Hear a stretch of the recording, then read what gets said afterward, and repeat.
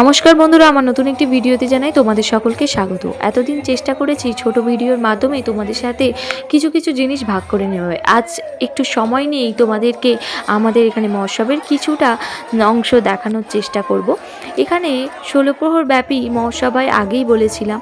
শনিবার অধিবাস দিয়ে শুরু হয়, রবিবার সারা দিন নামগান হয় এবং তার সাথে বিভিন্ন জায়গার দল আসে, কীর্তন গান করে এবং অসংখ্য ভক্তদের ঢল নেমে পড়ে আমাদের এই গ্রামে। রবিবার হওয়ার পর সোমবার সারাদিন হয় এবং মঙ্গলবার সবটুকু দিন জুড়ে হওয়ার পরেই নামগান ভেঙে যায়। আর সেই নামগান ভেঙে যাওয়ার দিনের কিছুটা অংশ তোমাদের সাথে তুলে ধরলাম।